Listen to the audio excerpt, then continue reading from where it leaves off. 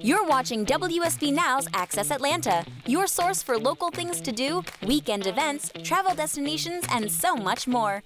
Watch and discover how to make the most of your weekend. Get ready for a fun, exciting weekend in Atlanta. First up, License to Chill, Snow Island. Get your adrenaline fix at Snow Island as you tube on the 570-foot-long Parrot Mountain Slide. It's one of the fastest snow rides in North America. Take a spin around the ice rink or play in the snow. New this year is a fun scavenger hunt to find Santa. Adult tickets are $40 and kids are $30. Children 2 and under are free. Head over to Centennial Olympic Park for the Atlanta Chinese Lantern Fest. This year's theme, Into the Wild, will feature handcrafted lanterns featuring over 25 different animals on both land and sea. Adult tickets are $18, kids 3 to 12 are $14. Take in a performance of A Very Grinchy Christmas at the Infinite Energy Center. Inspired by the Dr. Seuss classic story, this new holiday favorite tells the story of the ultimate Christmas hater, the Grinch, who sets out to steal presents from everyone in Whoville. Ticket prices vary. WSB-TV's Javita Moore and Zach Klein host the 72nd annual Macy's Great Tree Lighting. This event includes live music performances by Leah Michelle, CeCe Winans, and Carly Pierce. This is a free event, and if you can't make it, be sure to tune in live at 7 p.m. on Channel 2. 8 million lights, 15 dazzling scenes, and a magical night not to forget. The Fantasy in Lights exhibit at the Callaway Gardens is one spectacular holiday light and sound show. Ticket prices vary. Now you have everything you need to make the most out of your weekend in the ATL. Enjoy.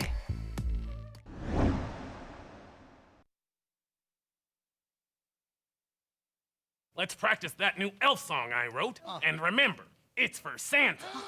And a one, and a two, and a three. Ho, ho, ho, ho, ho, ho, we are Santa's elves. Anna Wilford is glowing about her latest role.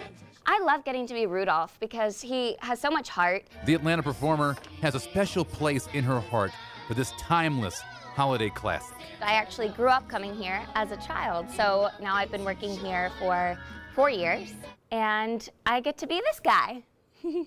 And this guy knows how to light up a room. The Center for Puppetry Arts is starting the holiday season on the right hoof, bringing Rudolph, Santa, Yukon, Cornelius, and even a Bumble to the stage.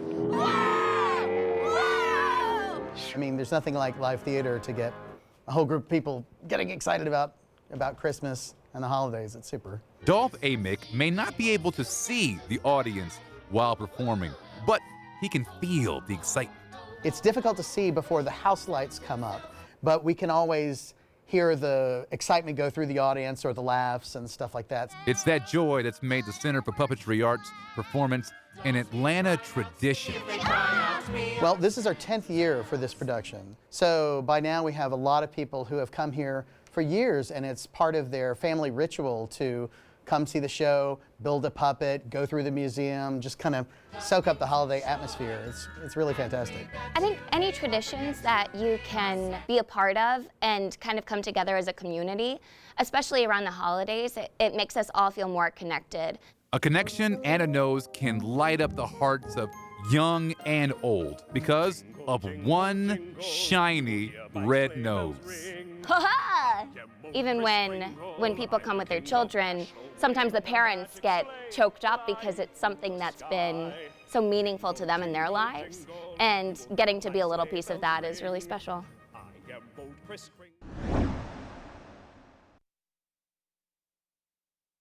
If you're looking to get into the holiday spirit, you're going to want to come here to the Atlanta Botanical Gardens. It may not look like much right now, but when the sun goes down, the lights turn on.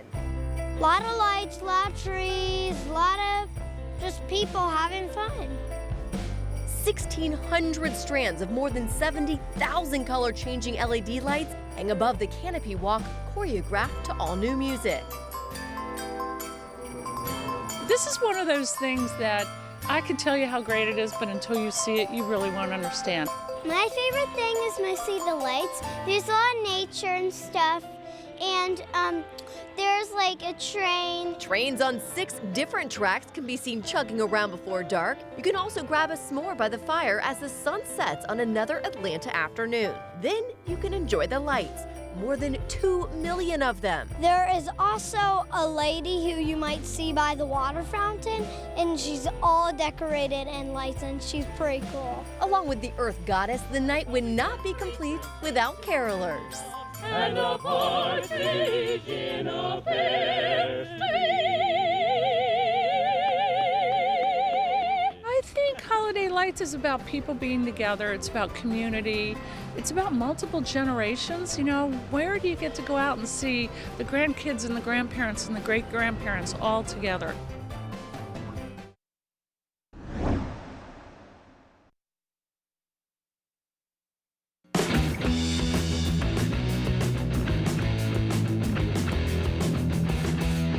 The iFly here in Atlanta is the first iFly in Georgia. There are 25 of them in the United States now, and it's a very unique facility. Obviously there's no other experience like it, and it's a whole lot of fun. What happens when you come in here to iFly Atlanta is we're going to be floating on a wall-to-wall cushion of air. So it's simulating the free fall portion of skydiving, and but you're not moving, the air is, so you're basically floating, sort of like weightlessness, and you know, it's actually like flying because you're floating in here, you're not touching anything, you can go up, you can go down. So for us, it's delivering the dream of flight to Atlanta.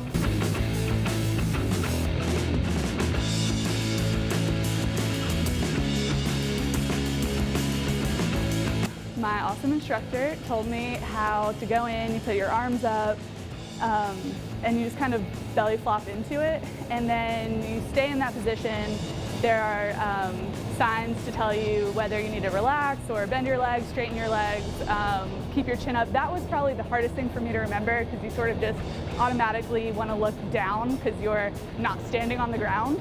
And then, yeah, just kind of stayed like that, and he was able to, you know, keep me in check if I started getting up too high or too low, so, yeah.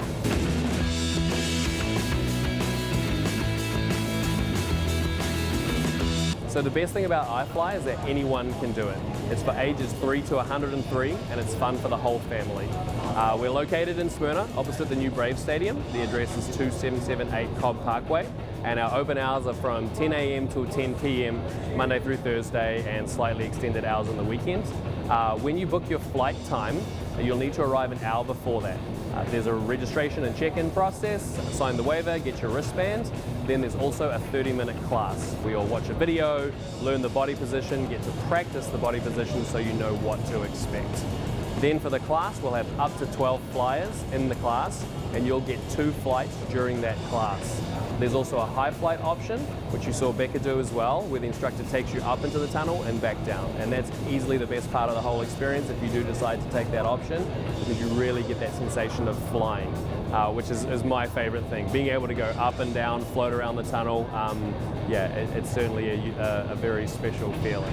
So at the end of the second time that I went, we got to do the high flight, which is where my instructor took me up in the air, and that was amazing, and it really felt like I was flying. And I can see how doing this would be very addictive, because as soon as I did that, I was just like, this is incredible. I never felt anything like that before.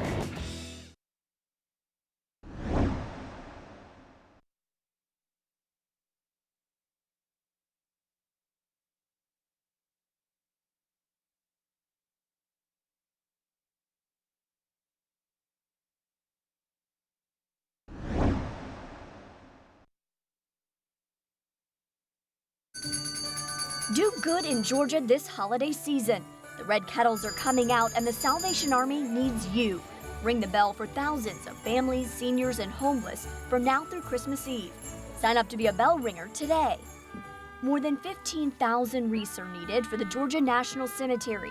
Help Wreaths Across America remember, honor, and teach this holiday season by sponsoring a wreath for a fallen hero. 1 in 8 Americans struggle with hunger, and 40% of food produced in the U.S. is thrown away. Help can hunger this holiday. From November 17th through December 24th, your donations at Kroger checkout counters will help support local food pantries. For the seasonal specifics on all of these events and fundraisers, visit WSB-TV.com/community.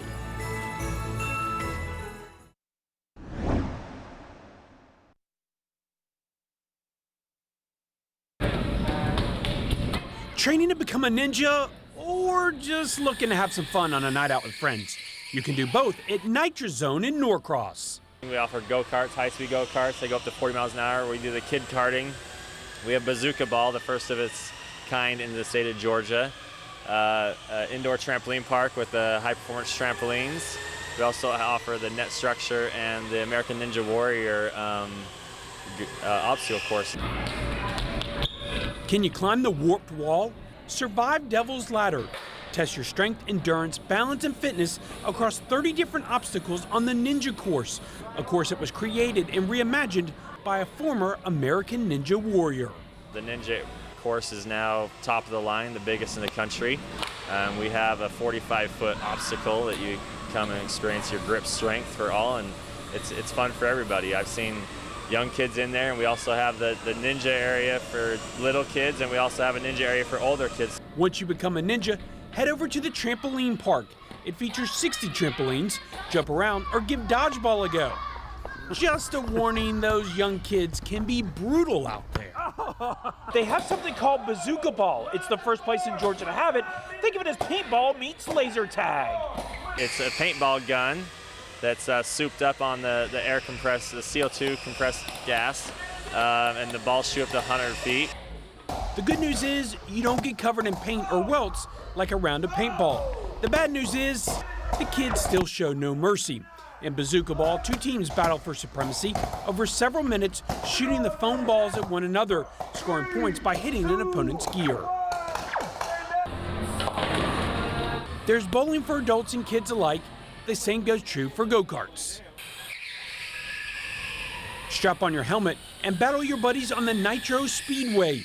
Experience an adrenaline rush like no other, zipping through hairpin turns and hitting 45 miles per hour on the straightaway, all while overtaking friends turned foes on the race course who sit literally a few feet away. Nitro Zone is at the intersection of Peachtree Industrial and Jimmy Carter Boulevards. For Access Atlanta, I'm Nelson Hicks.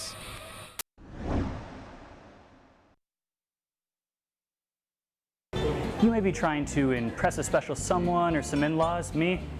I'm just trying to stun on the gram. Come on, let's go make some Instagrammable pasta.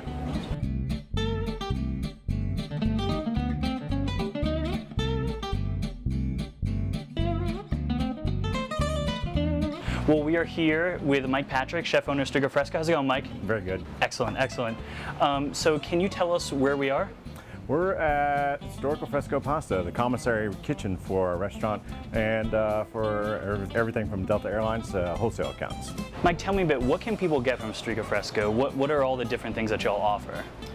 So here at Storico Fresco, we do all different kinds of stuff. So in our restaurant, it's also an Italian grocer, which is essentially called an alimentati in Italy. So we offer all kinds of charcuterie, cheeses, eggs, produce, fresh pasta, and on top of that, we have a full-blown bar and lunch and dinner. So it's basically a lot of stuff. Now on top of that, we also service Delta Airlines for 18 different countries. We also service 22 wholesale accounts in the area as well too.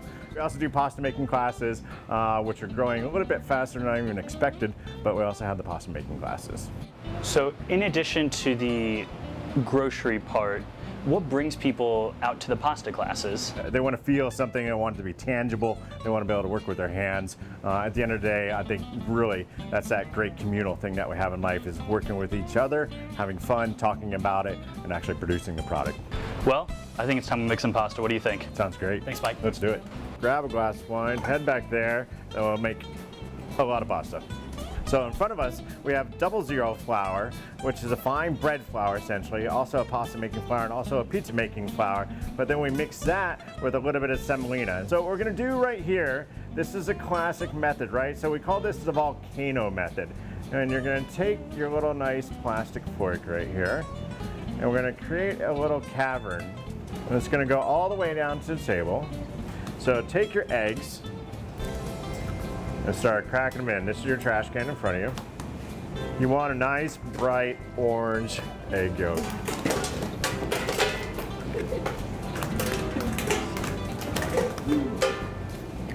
I'm here with my fellow students, Amy and Zeke. Did you all have a good time in the class? We had a great time in the class. Did you have fun? I had a blast. I sweat a little bit, but I had a blast. So do you think that you all will bring this back home and make some pasta of your own? Absolutely. Definitely. We're going to take it home and do it with all 3 of our kids. We're going to set up the island in the kitchen and put everything out and try to show them how to make pasta. That is going to be a flour-dusted affair. It is going to be a mess, but it'll be a lot of fun. Excellent, excellent.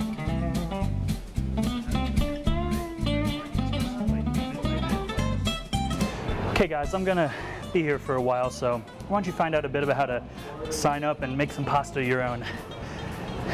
So I'm here with Amanda Kiza. How are you? Good, how are you? Excellent. How do people sign up for the class? So the best way I tell people is to actually also get our weekly email. You can sign up online at our website, www.storicofresco.com. There's also a tab in there for pasta classes as well. And you can see the differentiation. We have 2 types of classes on there, and then you can register on there as well. It's super automated, really easy, and then next you'll be here. So excellent. Yeah. Thank you. You're welcome.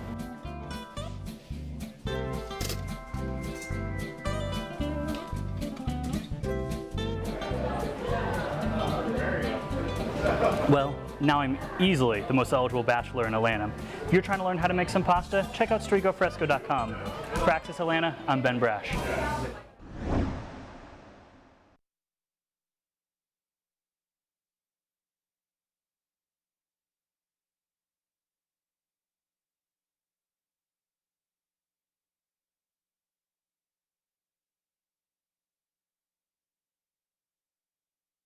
You're watching Access Atlanta on the WSB Now app, your source for local things to do. I'm Justin Farmer. The Sam Short Line is a historic train that travels through several towns in southwest Georgia. The stops include a state park, a visit to former President Jimmy Carter's hometown, and a museum. The train's name, SAM, is an abbreviation for Savannah, Americus, and Montgomery, all towns that were part of the train's main route in the 1880s. The line was once served by 2 trains and carried passengers, packages, and mail. It was considered the lifeline for these communities, but eventually, SAM stood still. For decades, the train was derailed and the railway abandoned. But in 2000, the state of Georgia bought the line. Today, it operates from the Georgia Veterans State Park in Cordele. Before hopping on the train, visitors can see the only park in Georgia dedicated to all U.S. servicemen and women. The Veterans Park is 3,000 acres. It also includes a military museum with artifacts from the Civil War to the Gulf War. The train runs Friday through Sunday, but only takes 1 trip each day.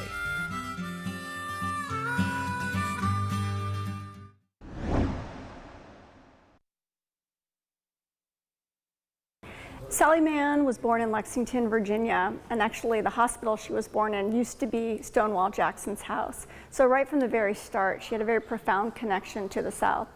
And she loved this land. She loved the landscape, the beauty of it. But as she grew older and learned more about the history of the South, she struggled to reconcile her love for this place with her understanding that it was the site of so much violence and trauma, Civil War, slavery, segregation, coming up to the present day.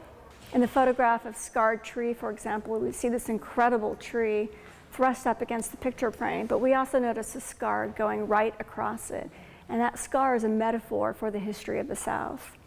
And so in these photographs, she's trying to bring to our consciousness an understanding that even if we walk by someplace that may look simple or normal or calm, that it too is the site of a lot of historical trauma. But many of her photographs also touch on larger themes of human existence, what it means to raise children, what it means to grow old and to get sick, and also how we reflect as a community on our shared American history. These photographs are very carefully crafted to tell us a story.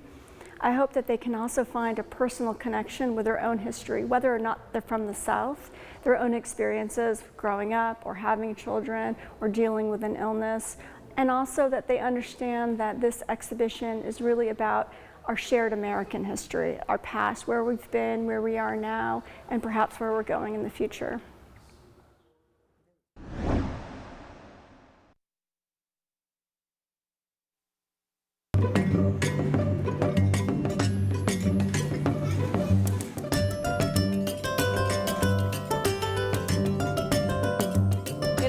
Hartsfield-Jackson Airport is the world's busiest airport. The staff here does their best to get them to their next destination as quickly as possible, but that doesn't always happen.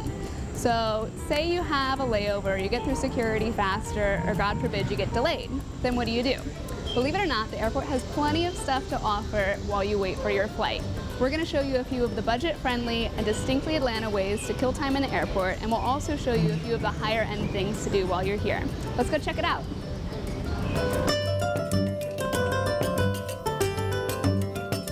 So we're in the airport's transportation mall right now with the art program manager, David Vogt. So tell me just a little bit about the exhibit we're currently in, Zimbabwe, A Tradition in Stone. Well, this collection, Zimbabwe, A Tradition in Stone, comprises 20 large-scale stone sculptures by 12 different first and second generation sculptors. So this sculpture movement started in like the 1950s. Stone carving has been a part of Zimbabwe's heritage since the earliest civilizations. So this is the first project that we envisioned for the transportation mall, followed between A and B by this incredible, our most successful and newest public art installation called Flight Pass, which is an atmospheric walk through a Georgia forest, followed by kind of a walking museum experience of Atlanta's history called A Walk Through Atlanta History. And then one of my favorites is our World War II exhibit that was put in a couple months ago. It's just an incredible exhibit that was in partnership with the Dixie Wings organization, and it's got never before exhibited items of Tuskegee Airmen, and so it's a pretty historic exhibit and just filled with incredible text as well as artifacts. So we recommend an alternative to taking the train is to walk the corridors, because some of our most amazing public art installations are found here in these connecting corridors. Cool, so it's the perfect time to kind of stretch your legs between flights. That's exactly right. So we're in the international terminal now, and there's a ton of stuff to do here with a few dining options as well, and we are with the director of concessions for the airport. Tell me what there is to do in this terminal, and then what are your favorite spots? Where would you go and eat in the airport? Well, because I'm the director of concessions, I eat everywhere. Every spot. But it depends on what you're really in the mood for. We have fast food, we have fine dining. You know, Echo is upstairs. That is a very nice restaurant. So if you're here for a little bit longer and you have some time, what is a very distinctly Atlanta spot that you'll want to see while you're here to eat? Well, the Varsity. You know, that's been here, what, 80 years or so? That's been here a long time, so that is strictly Atlanta. Hey, good question. So we've been shooting all day, and I'm hungry. And a burger sounds pretty good. So I got a burger and a chili dog and fries and an Orange Julius, which I did not know about prior to coming to the airport, but apparently it's a must. It's actually pretty good. So now you've got the inside scoop on where to go when you have time to kill at Hartsfield-Jackson. Thanks for joining us. I'm Kelly Audette, and safe travels.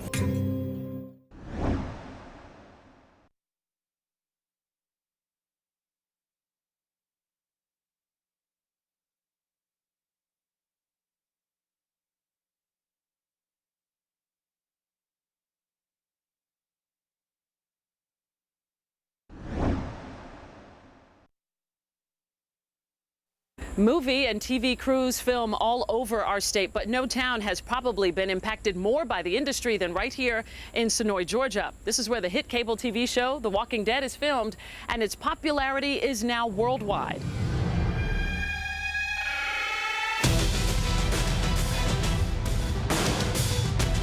Faithful fans of The Walking Dead TV show watch season after season to see what'll happen to the survivors of a world ravaged by zombies. Much of the apocalyptic storyline takes place right here in the Coweta County town of Sonoy. The show has generated some of the highest ratings in cable TV history. Thousands of Walking Dead fans travel to Sonoy every year. They take tours to see the production sets and learn behind-the-scenes secrets. The fictional town, Alexandria, is one of the most recognizable sets. It has a massive metal wall that surrounds an entire neighborhood. These houses we built and Tom Luce is an executive producer of The Walking Dead, and he's from Georgia. Our interview took place on one of the show's sets. And you've actually met some of those tourists. Yeah, I've met people from Hong Kong, from Finland, from all over. And our fan base is our lifeblood, so we really, truly, embrace our fans on The Walking Dead. It's still astonishing to us to see how many people come down and what a great and loyal film base we have. The Walking Dead cast and crew not only work in Sonoy, many of them have investments here. They've built condos, opened restaurants, and other businesses. Larry Owens is Sonoy's mayor. When this project started in, I believe, 2008, there were 7, maybe 9 businesses on Main Street, and now there's over 50, and they're all occupied with a waiting list for people to continue to move into Sonoy. Sonoy has a long history in the TV and movie industry. These ground markers along Main Street show off some of the films and shows that were made here. But the town has not experienced the phenomenal success that has come with The Walking Dead.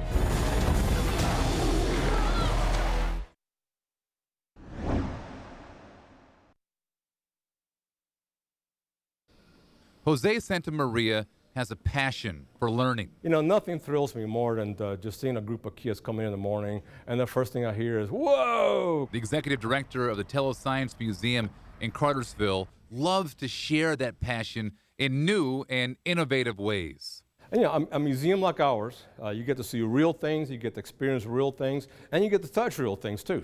There are dinosaurs that seem to touch the sky, to space capsules that traveled beyond it. Now, their newest exhibit, Georgia Stone, invites visitors to look down and learn about what's underneath us. These rocks were cooked under a lot of heat and pressure when continents collided, forming the Appalachian Mountains. From roads, buildings, even headstones, we live, work, and play on valuable Georgia minerals like marble and granite. Showing and teaching people about the importance of Georgia as a mineral and mining industry. And so we want people to really appreciate that stones from Georgia, granite and marble, have been used in buildings all over the nation, in fact, in many parts of the world. Forming the foundation of our state, both geologically and economically. If you go to counties such as Pickens County or Cherokee County, these counties have people who have 7 generations of people who worked for this industry.